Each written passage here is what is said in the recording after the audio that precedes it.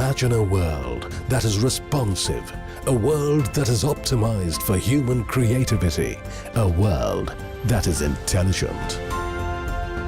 The Internet of Things is a breeding ground for new AI-driven solutions and experiences, from self-driving cars to intelligent homes to health.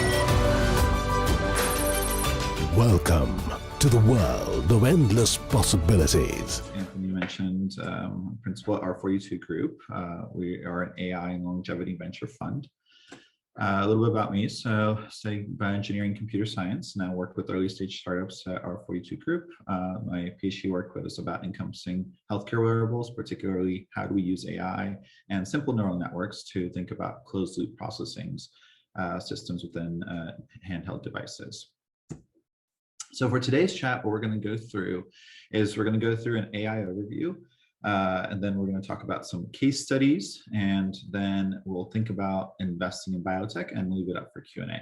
And at any point, if you guys have any questions about what I'm talking about, please let me know. I'm going to try to make this interactive, but please do stop me if you have any questions.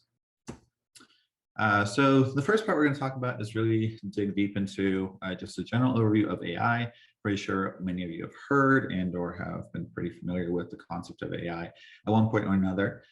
For the purpose of this talk, we're just going to talk about what neural network practitioners do. You're going to, at the end of my talk, what I hope that you're going to be able to get out of it is to be able to think critically and evaluate AI news stories and consider what the future of AI can hold and what barriers they would currently need to be overcome to make AI models better. And we'll kind of end at gaining insight into some of AI and biotech applications. So we'll start off with thinking about what is intelligence. Intelligence could really encompass many things. If you kind of think about just generally what intelligence is, it could be something that deals with knowledge, information, reasoning, something about learning, being able to adapt, being aware. But in AI, intelligence is defined as a very general mental capability that when someone reasons, plans, or solves problems, thinks abstractly, they're able to comprehend ideas. It's not book learning particularly, it's more a reflection on broader and deeper capabilities for comprehending our surroundings, kind of like things that make sense or catching on or figuring out. So again, self-awareness, emotional knowledge is planning that creativity. What about artificial intelligence? So if that's the human side of it, for artificial intelligence, things that we might have experienced that have artificial intelligence built in are Siri, Alexa, our iRobot cleaners, fingerprint recognizers, collision avoidance systems. Those really use a basic level of AI within them. In AI, in the field of AI, when we describe AI, we're kind of really thinking about these terms. So good old-fashioned artificial intelligence is what really thinks about symbolic processing within artificial intelligence. Machine learning is a pretty common term that you may have heard that talks about neural networks and deep learning. Artificial intelligence is the academic space to thinking about how to provide human-like intelligence functions for machines. And then the last part is thinking about generalized AI or strong AI. And that's kind of how, if any of you are Star Trek fans, and you've seen how the computer that runs the ship, this is really talking about strong AI and having something really be as human as possible. The types of AI that are out there are symbolic processing. So you need an expert and you need a rules-based system for you to be able to understand and process some sort of algorithm. And then there's machine learning systems for which you need data. And there are many types of machine learning systems. I'm not going to get into details on these because you can take courses on this to really learn all these details. For the purpose of this, we're just going to glance over this to kind of give you a familiarity with this. There's also many platforms that you can use to play with AI, play with different machine learning models and so forth. One of which that are more popular are TensorFlow that you can use with Google. We're going to start by talking about supervised learning. Supervised learning, the general workflow is that there is some sort of training and some sort of prediction task. So at the top here, you can see as you have a supervised learning workflow, you have some data that you train, you do some feature extraction, you train a model and you evaluate the model. And then you take new data, you do the same process, but then you test how well your training did initially. Here's an example of what a supervised learning task could be, where you might have a handwriting recognition task where you write a set of numbers, and then your computer's task is to provide an output to predict what is it that you wrote. And unsupervised learning, on the other hand, is thinking about how do we use unlabeled data, where we cluster the data and look for patterns and kind of look at anomaly detections and then make predictions off of that. Unsupervised learning examples could be clustering things on British comedians, classic comedians, TV shows, characters, and then where would Dave Chappelle fit into this? What about Eddie Izzard and John Cleese and so forth? So this is very much a field that is more new than supervised learning, but it is definitely growing. When you're working with AI, you really have to think about what are the right tools for the right job. Do you really need a rules-based system? For example, if you're trying to do filing taxes or stock market predictions, do you need a statistical data-driven problem system? So we're talking about handwriting recognition, machine visions, and so forth. Today's AI is really interdisciplinary in nature. So for the fields that, at least in my space, I really see that AI is really encompassed in neuroscience and cognitive science and in robotics, speech NLP, and all these fields interact with each other. They're no longer, there used to be siloed, yet now what I really see is that they are very much more interdependent and interconnected with each other. And for this part of the talk, I'm going to talk about AI right now. As you probably know, there's kind of like a hype around AI, self-driving cars and so forth. But AI does come in ebbs and flows. So what these are called are AI summers and winters. AI itself started in roughly 1956. And in terms of people starting to think about how do you work through mathematical probability calculations. And then what is referred to summers and winters is summer is when things are really exciting and hot in the space of AI. And then as things cool off and people think less about AI, that is when there's a dip and less people working on it. And that also coincides with the amount of investment that you'll see in AI and in AI companies. The typical technology cycle is you'll have some sort of trigger. And those will be a peak of inflated expectations. Everyone's really excited about the project or something's happening. And then there'll be a dip when it is either not working or something's happening where people are no longer interested. And then you'll have a decreased slope and then it'll gradually level out, but it won't really reach that peak again. Whereas with AI, as you can probably tell with the AI winters and summers that I mentioned earlier, it really does fluctuate. There'll be an increased interest in AI, there'll be a decreased interest in AI, increased and decreased and so forth. This is a really cool example that I thought I would share when thinking about what it is that right now in the hype of this current wave of AI that we have. I don't know if you guys have heard of this robot that was granted citizenship in Saudi Arabia, but she herself, she is a research platform with an AI research team that they've written pre-written expressions, and she's able to interact as if she is interacting like a human, but she is just a chatbot. So she runs a dialogue system. She can look at people, she can listen what they say, but she has a lot of pre-written responses based on what that person said. And I thought it was very cool. It's like a little bit interesting for what the space we're living in right now. So then we're going to talk about what is strong and what is weak AI. So weak AI really thinks about narrowing the embodiment of AI and kind of thinking like all the stuff that we work with, our Alexas, our Siris, everything, it's really weak AI, meaning that it's at the level of infinity, where it's not at the level of how, not at the level of at the point where it's going to be able to think on its own and make its own decisions. And that's what is referred to strong AI, when a machine has some sort of consciousness, some sort of mind. And that that might, like for our purposes, the prediction for when that would be a thing, we're looking at maybe 10 to 20 years before we get to that level.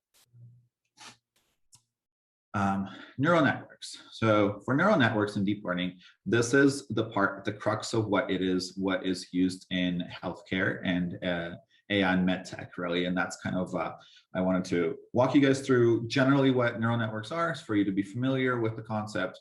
And then we will give some examples of what I've seen in the space. So why on neural networks? These techniques are very popular in AI They use a lot more data, but they have a lot more computing power. They were inspired by the brain-like processes. We have training algorithms that are able to compute parameters and so forth. They started back in 1986 by a gentleman by the name of Roman and McClelland, and they really kind of kicked off this space. The neural network architecture is really modeled after a neuron. So you have with a neuron, you have your cell nucleus, and then you have the propagation of the nucleus down the axon to the axon terminals. When you have multiple neurons in place, you have interconnection between these neurons in the brain, and you have a network that is formed. These terms that I'm throwing at you are really going to be how neural networks are built. There are different types of neural networks. And these different types of neural networks all are used differently depending on the problem that you're trying to solve. The general model for a neural network is you have a set of inputs. There is something that happens and summation of those inputs. There is a function that those inputs are put through, and there is an output. That's the general idea, general model of a neural network. The components of a neural network, as I mentioned, that the architecture itself, so you have the inputs, then you have the architecture, and then you have the weights, and activation functions. All these components are mathematical components and different summation algorithms that have been put together for being able to model different processes and think about different parameters that would be needed in order to get a certain task analyzed. For inputs, just for reference, an input, when we're talking about inputs, we're really talking about things like numbers, numerical values, pixel values, words, sounds, and so forth. Usually these are normalized between 0 and 1 for the corresponding value input. We talked about this. So the process with AI algorithms is that you collect the data, you pre-process the data, you build a network, you train a network, you test the network, and then you repeat. And this process can go on for a while. The bigger the problem, the more the data, the more this process will go through. Some cool examples that I thought I'd share about some of the more recent advances with AI, or with neural networks particularly, are Google's AlphaGo. And here, AlphaGo, it defeated a Chinese Go master, and I've never played Go before, but I know it's a pretty complicated game. And having a computer do the calculations on every possible move that a person can make, and then iterate on that and make a decision to beat a world champion, that was pretty cool. That was done though, so the way that machine was programmed is it started to play by itself, and then it iterated on, they started with AlphaGo 0, and then they built it to AlphaGo, then AlphaGo 0, and they really did build it on a lot of computing processes. To give you a perspective of what I'm talking about in terms of lots of computing processes, so a typical human uses 0.01 flops of computational power, whereas AlphaGo used 11.5 times 10 to the 15th flops. So the level of computational power that was required in order to compete against the human was significantly higher. And for perspective, smartphones and other hardware, they all vary in terms of what we use, but for humans, your gold standard is humans, 0.1 flops. How can you reduce your computational power and being able to get to the level of human performance? So what are humans good at? Generally, humans are good at, if I show you these pictures, you're able to distinguish what these pictures are. You'll see a family, you'll see a cat, you'll see a tree. But for computers, when they look at this photo, all they see is numbers. And for us, it would be like, we're looking at these numbers, we're like, how is this correlating to a photo? But for the computer, it needs to understand visually what it sees, and the visual translation is in a set of numbers. Computers are good at multiplying thousands of large numbers quickly, but having them finding faces in the crowd of people is going to be quite hard unless you're training the computer on a certain data set, a large data set, for it to identify faces specifically. Some interesting examples of where AI has been used in healthcare recently is something called Deep Patient. So this is a Mount Sinai EHR database where there's over 78 diseases, And there's this network, the way that they're set up is that within 3 of these hidden layers, they have over 700,000 patient records that are going in as your inputs. And then they're testing in an unsupervised fashion 76,000 patient records, and they're looking at whether or not, or what EHR notes of diagnoses, medications, lab tests, and so forth would be good predictions for things like cancer, schizophrenia, or type 2 diabetes. You can imagine how much data would be needed to do this. It's quite intense. And it would be interesting to think about the legal applications or ethical ramifications of this. And I think we'll talk about that later in today's session and with a different speaker about just the legal side of AI itself. Another interesting example is the OLE Neural Network Skin Advisor. So they built this feature extractor where you upload your photo, and it looks at it compares your uploaded photo to the set of photos in their database, and it predicts your age. It predicts the best type of skin routine or skin product that the company can offer you in a way that would be very helpful for you. Other neural network things in the news are like there's a gentleman in Japan that built a neural network that can supposedly read minds.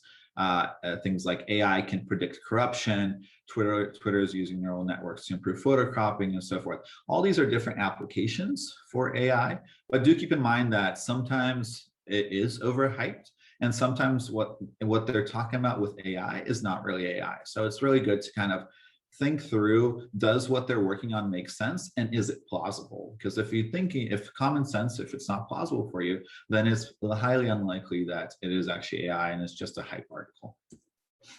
So the next part is we're talking about deep learning. So what is deep learning? Deep learning takes the concept of the neural networks that we talked about, but really you're just extending the layers. So instead of having a few layers, you're having many, many more layers. And you're really thinking about this was built in a way to model how you would model the human brain itself. And then what happens after? So after you have deep learning, you have neural networks, and you have deep learning, and then what goes beyond deep learning? Beyond deep learning is that concept of strong AI that I kind of talked about earlier, where you have a computer that can have some general intelligence and consciousness. And at that point, it's kind of like that test of whether or not the computer can pass a test of whether or not it's human or not. At that point, that's where the strong AI would kick in. So how do we do strong AI, and kind of thinking about what is the neuroscientific data that we would need to kind of think about these models. Here's an example that I thought was really interesting about looking at semiconductor processes. And what they did is they took the process of playing Donkey Kong, and they're using a reconstruction of that to program their models to be able to kind of think about where in this chip is there an issue. And all this is done visually at a much, much faster rate than you would normally do if you're inspecting it yourself. So how does the brain learn? When the brain learns, we kind of think about when we learn, we're thinking about really how can we iterate on how a child learns. When as AI practitioners, we're really thinking about how do we build on a neural network that is faster and better and more efficient, and thinking about how, and that is usually stemmed from thinking about how toddlers learn, and how you can give a toddler a task and it's an unsupervised task, and then afterwards there might be supervised and unsupervised tasks in there, and really kind of thinking about what steps does a toddler take to learn, and then really modeling that. And for us, new paradigms that are really in this field that are expanding are different computational paradigms that are going into neuromorphic computing and quantum computing and bioelectronic computing and so forth. So thinking about if our ideal goal is to reduce the amount of computational power and improve the amount of output. So if we want to reduce the amount of flops, as I was mentioning earlier, and we want to think about how do we increase the efficiency of our neural networks to make them better, smarter, and more efficient, then kind of thinking about parallel processing and different types of computational platforms to use to do that. Another topic that is growing in this space right now is called human-centered AI.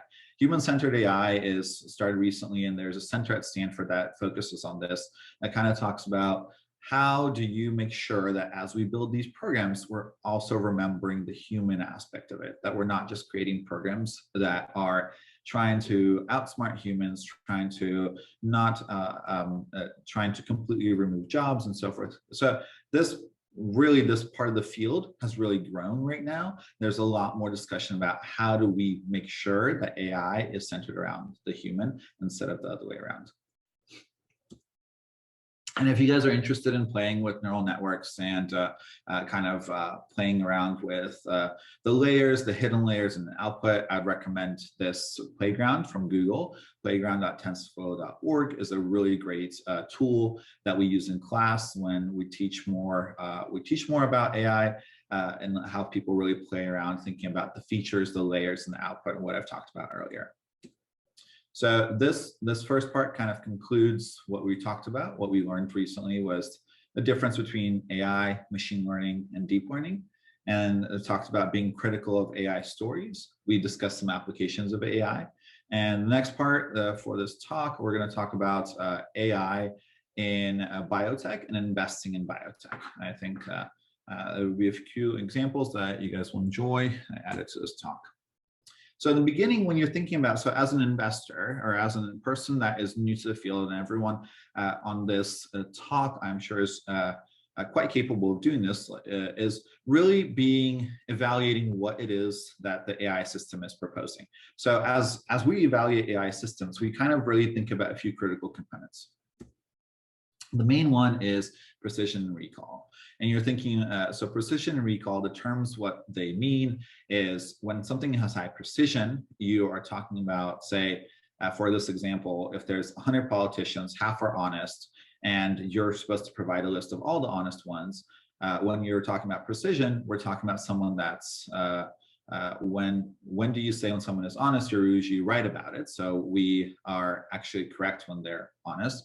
High recall means you can identify most of the honest politicians out there. This is talking about how many honest people we can actually count.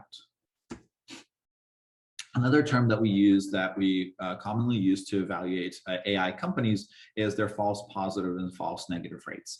And so what that refers to is really thinking about their F1 score of how many false positives compared to false negatives they have, assuming that both are equal. And for the purpose of evaluating the companies, we really want to make sure that we don't have high numbers in false positives or false negatives, because at the end of the day, if you're having a drug that you are using in AI to develop, and that drug is having a high false positive, false negative rate, that is not going to be the best patient outcome. Specifically those terms you'll hear in the space are referred to as specificity and sensitivity. They're very similar to precision and recall, and the calculations for them are usually using true positive, true negatives, false positive, and false negative scores with. Another thing that we look at is ROC curves. So ROC curves are these curves that look at how well does the AI algorithm work. And kind of thinking about the higher, the more, the curve on the left is definitely better. The curve in the middle is good, but a curve like a line straight across would not be the most ideal. The curves represent something called overfitting and underfitting. And what this means is when you are overfitting, you are, when you're overfitting, you're really having your algorithm do really, really, really well on your test set or on your training set when you train it. But then when you're trying to generalize the algorithm, it doesn't do too well. And on the other opposite spectrum on the left, when you have something that's underfitting, that's referred to as high bias, that talks about when your algorithm training set is not fit too well to the data itself, and it will not be able to predict accurately. So you want something that's kind of just right, just in that middle zone area there. One thing to think about, so this was recently published by the World Economic Forum, thinking about coronavirus and the risks of speed science. So there were a lot of academic papers that were published, and the speed of the publications is really fast. And a lot of and so some people would iterate on using that as a gold standard or making decisions based on speed science that hasn't been really validated. And some spaces were using AI, and because if you're not certain about the AI algorithm, and if it's not been fully vetted, it should not be something that we call the golden truth. And that kind of really dives deep into something called causation and correlation. So when you're talking about causation, it's really thinking about, is there a correlation? Is there something causes another item? And correlations, is there a correlation between two variables? And I'll give some interesting examples about, okay, so if we have germs, as an example for causation, it can cause bad smells. Germs can also cause diseases, but then there's also correlation between bad smells and diseases, but they're not a direct link between the two. Some examples of this could be exercise accompanied by an increase in calories burned. Is it correlated? Yes. Is there a causation? Yes. Mechanism through which calories are burned is exercise. Something like a visit to the chaplain accompanied by an increase in death rate. Is there a correlation? Yes. Is there causation? No. Like when you visit a chaplain, it has nothing to do with causing more death. Another interesting one, this is an Internet Explorer versus murder rates. So there, over the course from 2006 to 2011, the amount of people using Internet Explorer has decreased, and also the murder rate in the US is also decreased. Now, is there a correlation between internet and murder rates? Don't think so. And all these examples, what I'm trying to get at is sometimes when you do fast science, when there's a lot of companies that will start, they will really think about, they'll be like, I have the best solution for the best possible outcome, but their causation correlation, what they're actually trying to solve, doesn't really make sense. Another interesting example is the red line talks about letters in winning words of the script National Spelling Bee, and then the black one talks about the number of people being killed by venomous spiders. Don't think there's a specific correlation between those two. Another one is fresh lemons imported from the USA to Mexico, and then a US highway fatality rate. So as there's less lemons, there's also less fatality rates on the highway. Don't think that's really correlated as well. And the last one, talking about as there was an increase in the amount of organic food sales, there was also an increase in the amount of individuals diagnosed with autism. Someone might look at this and assume that there is some sort of relevance between the food and autism itself, but I don't honestly think that's the case.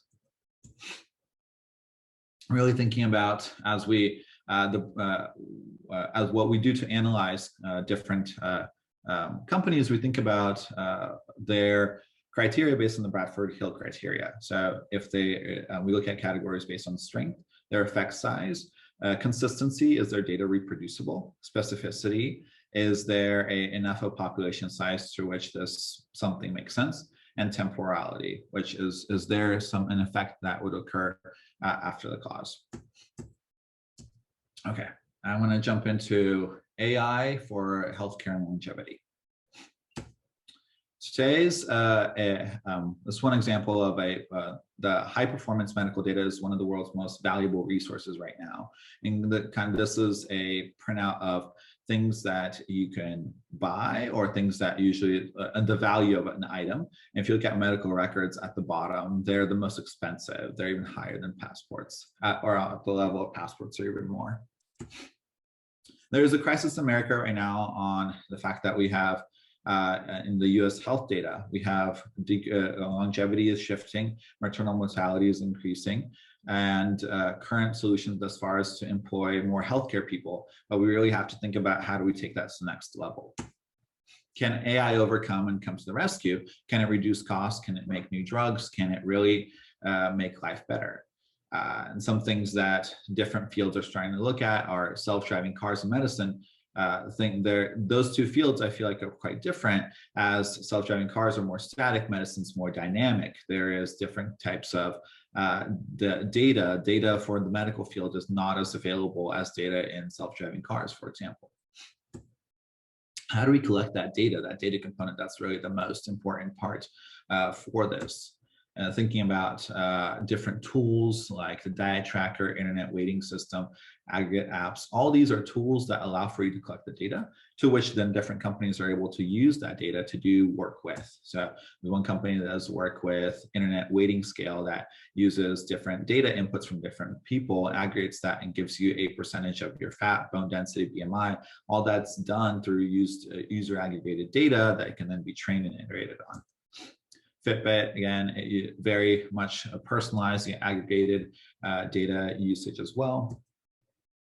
Then there's been an increase in the amount of devices and wearables, and kind of thinking about how can we use wearables to really predict if you've been sick before. There's a gentleman at Stanford that does work in this and is running something called a Stanford IPOP study, which looks at all these different components of you, from your genome to your biome to everything, and thinking about, can you predict if someone's going to get the flu before they get the flu? He's been doing some work with this for quite some time, and he's been having some interesting results in this space. There's also something called Stanford My Heart's Count study, which I believe is a partnership with either Google or Apple. I don't remember off the top of my head right now, but they use your Apple Watch to kind of think about how you can track different heartbeats, and think about how if you can predict some sort of impeding heart attack or something like that. As I mentioned, data is the most important tool, an important thing within the healthcare space that we can use for AI companies that want to go into this space. And the area in which these AI companies have really been kind of going into is something called individualized medicine. So thinking about how can you use personalized data to be able to do different modeling on, to be able to do predictions and do personalized treatments. You're kind of thinking about how do you go from patients to disease to a certain output. There's been some examples in the space of companies that are working through this work. One was acquired by Apple for doing some deep learning on atrial fibrillation. There's other groups that are working on this called Lumify. That's deep learning for melanoma and diabetic retinopathy and so forth. The biggest obstacle, as I mentioned, is really about data. There's a ton of data available, but there's a lot of silos, and there's also data privacy, and then legal and ethical ramifications behind that. Deep learning has been something that's growing in the space of medicine right now. DeepMind Health is working on using imaging to predict certain outcomes, and really kind of thinking about how do we combat aging. NVIDIA is working on that space as well. In the future of a patient, you're talking about using tools for going from a passive role to a more active role in health, and how do we use these different tools to, as a patient, to be able to get better engagement with your physicians. Now, as a healthcare operator, you might look at more efficient administration, more productivity, more workforce augmentation to kind of improve the different, just making your processes more simpler. As a research scientist in the healthcare space, you could be thinking about how do we get more scientific breakthroughs and new collaborations, more optimal modeling efficiency. And medical education will be looking at expanding different perspectives, increasing collaborations, and making it more open and collaborative and so forth. One space that is really exciting right now is drug discovery.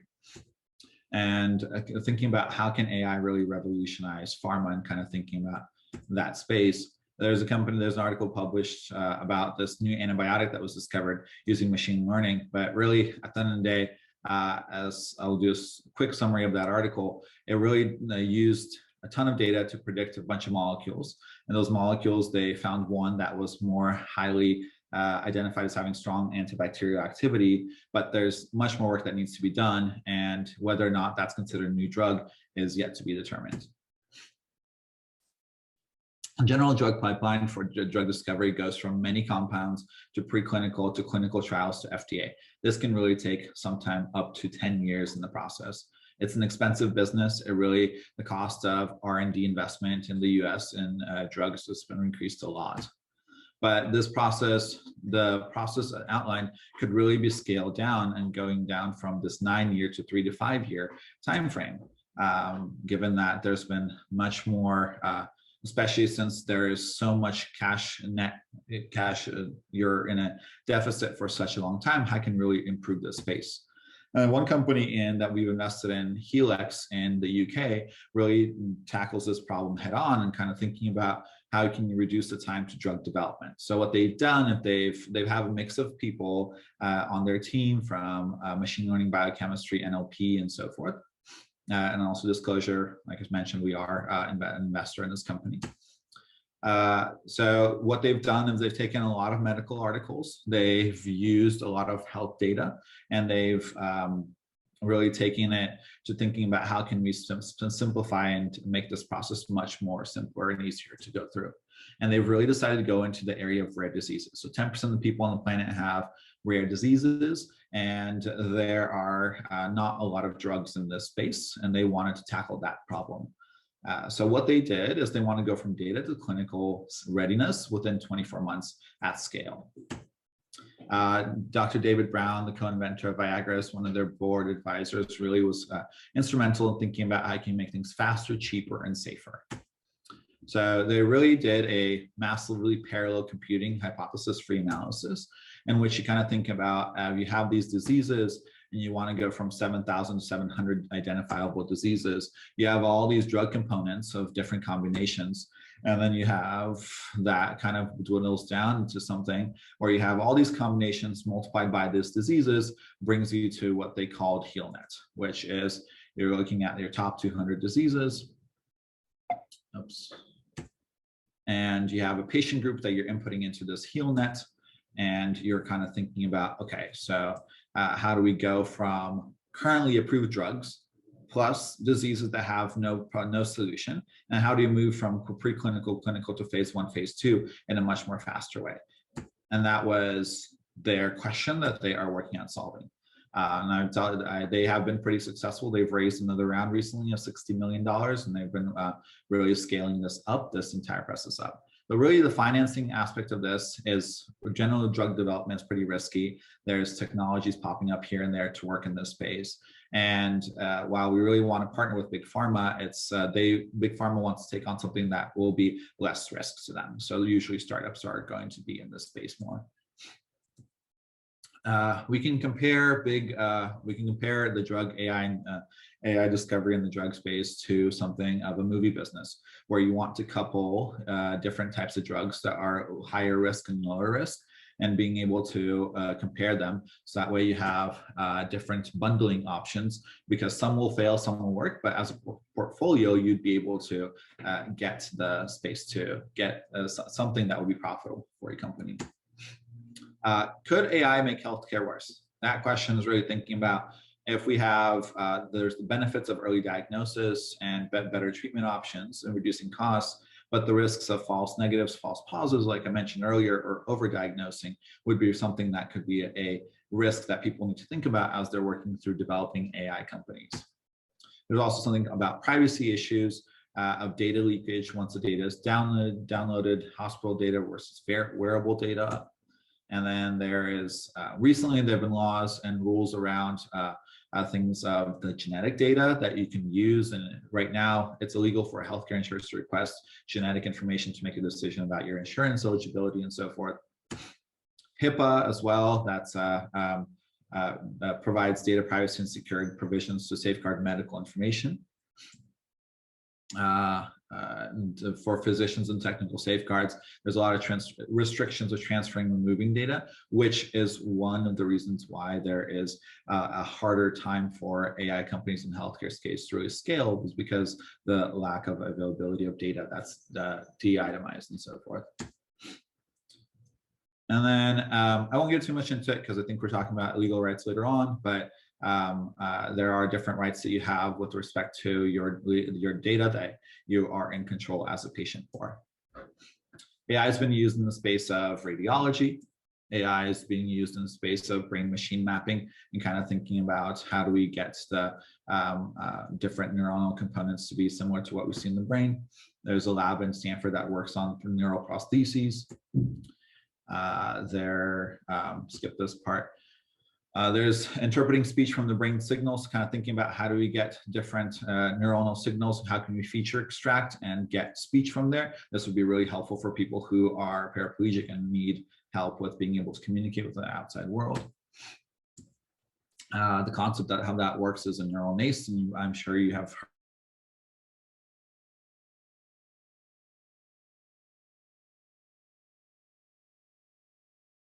really expanding. I've seen anxiety and depression is really growing in the United States, and kind of thinking about how do we use AI to help in this space, because the mental health crisis is expanding. The mental health also has an impact on the economy. There's many more consequences with respect to just the overall second and tertiary consequences on this. And thinking about personalized treatment for patients who suffer from this is really key, and thinking about how can machine learning fit the specific need. There's been a lot of investment in AI mental health companies as of recently. Mostly they have been in the space of chatbots, in the space of kind of thinking about like just talking to someone. Oftentimes it's just what someone needs. Mental health is, like I mentioned, is a growing space. And can AI solve it? Maybe, maybe not. There's many companies working on this space. I'm really excited to see how this space is going to evolve. Another place where AI is being used is a crisis text line. Think about how can you interact with someone to go through all these texts and all this data, and thinking about biomarkers as well for the correct dosage of medical drugs and stuff. So for the last couple minutes, I'll talk about our group, what we do. So our mission is really inventing, investing, educating in AI, 5G, and deep tech and biotech companies. We have an institute where we do different lecture series on AI. And we have the Ventures group, which focuses really on different AI investments. The specific biotech companies we've done work with, we've had a few really focus on different space, from COVID testing to digitizing smell to drug discovery and mitochondrial transplantation. Really, the list does go on. Generally, what we see in life science startups is that there's typically a team, there's from business models and fundraising, risk reduction, operations, and then IPO or acquisition. Venture capital is used for, what we use venture capital for is really thinking about medical prototyping, preclinical trials, and really thinking about building your team. And there is risks involved, which is why you'll go to a VC or angel firm before you'll go to a big pharma to kind of work through these risks. There's definitely a cash flow or value of death that we see when we invest in companies. And sometimes companies will be unsuccessful. Some are pretty successful. That's just a part of the way in which venture capital operates. And as mentioned, after the value of death, it's still pretty hard to translate, because there's a lot of clinical trials and FDA reviews that one will have to go through.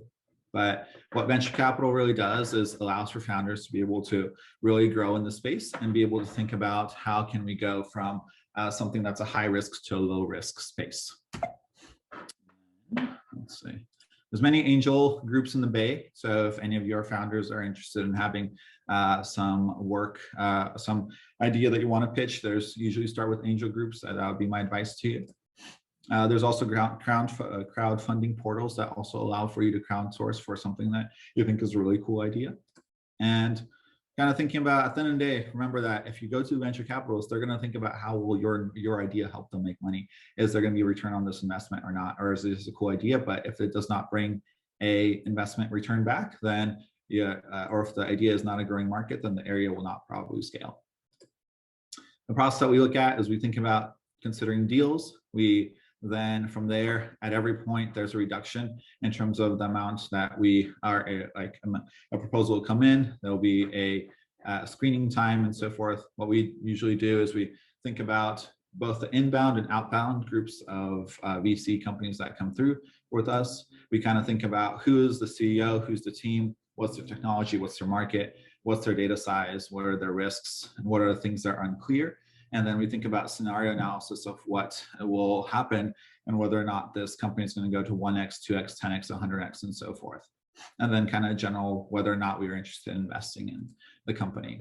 And this really is modeled by scenario analysis, analyses that are done on many, many different companies whenever you're doing any type of pitching to a VC. There's different types of healthcare companies that you can focus on: therapeutics, service, tools, pseudo IPs, and so forth. And for us, biotech is interesting because healthcare is dynamic. healthcare is really growing, and there's a lot of work to be done in this space. There's a lot of areas in which we can help with getting something from a phase 2 to a phase 3 to an actual product. Home runs with biotech companies are really kind of, Moderna is one of the more common ones that we probably have heard, but that one was a startup that started that really sped out in this space, that has done really well.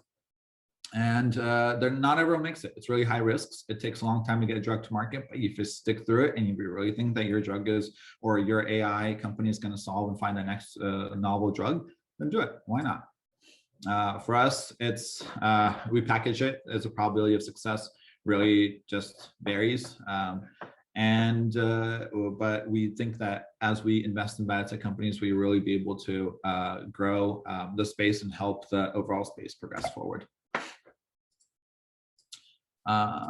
Jump through. So for us right now, the view of how we look at investing in biotech is because the cost overall, the Moore's law cost of doing a genome sequencing has decreased, and so has the cost of developing drugs. And so we have the opportunity to really look at how can we use what we currently have available as an option to really scale up the production of AI in healthcare.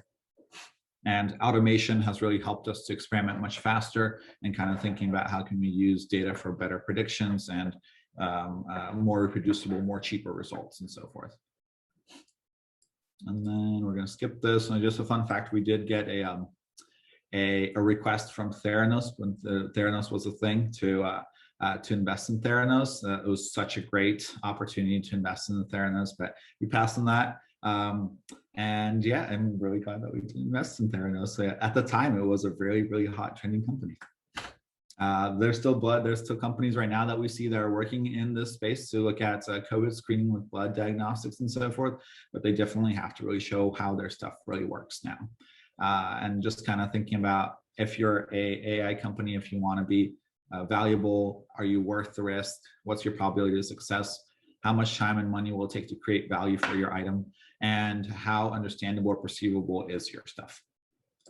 Also remember that, yeah, as a VC, we're looking at it from one side, but you should also evaluate VCs from the other side. Will they be a good partner for you? Will they want to be someone that you want to work with and get some deal done? Will they be with you in the long term and partner with you through the entire process? So thanks. I know that we had a short interruption, but hopefully this was an informative talk. If you guys are interested, you can feel free to reach out to me on via email, Twitter, or LinkedIn. So we have an opportunity now to pose and ask questions to Artem. If you'd like to raise your hand, I can unmute you. You're also welcome to drop a little question in the chat or in the Q&A section.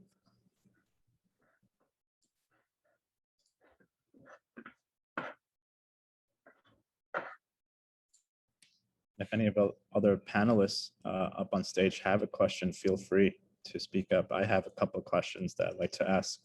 I'll wait. I'll ask. I mean, how when you're just kind of tying to what we're going to talk about later with data sets, if you're looking at these companies, how deeply do you dig into their internal practices, like what they've built and how compliant they've been, in addition to just the profitability of the product or the potential? That's such a great question. Something I kind of glanced over with respect to that. You kind of, at the end of the day, you build an algorithm, you need the data to train that algorithm. And so in order to be able to think about how can you take the data, put an algorithm, train it, and get some sort of output, that initial component of data, whether or not they own the data is something that we look at. Do they own the data? Are they renting the data from someone? Do they have access to that data? Where is that data coming from? If it's medical data, are they getting it like with consent from different hospital practitioners, or are the hospitals allowing them to use this data? That's definitely very important to kind of think about as evaluating AI companies, because at the end of the day, if they're running an algorithm, if their sole purpose business model runs on using other people's data, and that data is not ethically sourced, or that data is something that could be turned off at any point in time, that's much more of a higher risk for an investment.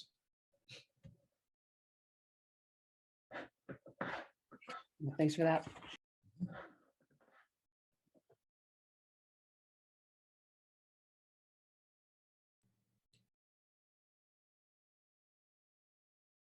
All right, so I have a question.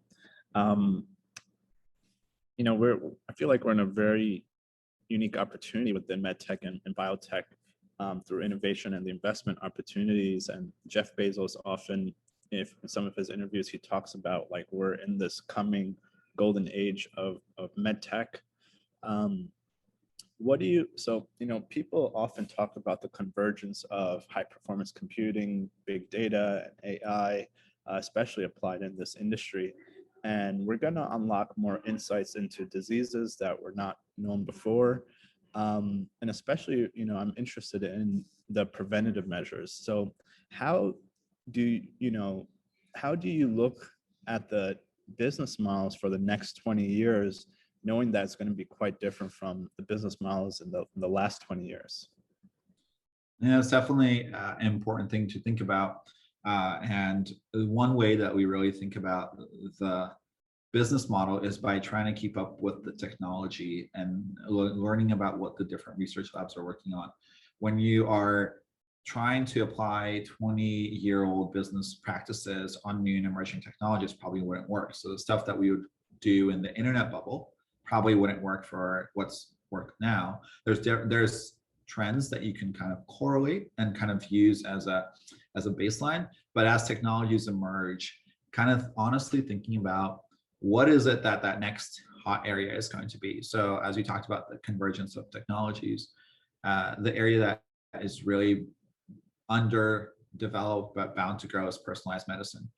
In that space right now, we've really all experienced that through COVID testing and really just getting a quick swab or something where it's specifically personalized to you. How can that be scaled to really have a personalized feature, personalized kind of experience for a individual? And so I think that is one area that will grow more faster and more efficient and more accurate drug discoveries of using currently enabled drugs, somewhat similar to what Helix is doing, using currently available drugs to develop new target applications for those drugs as well.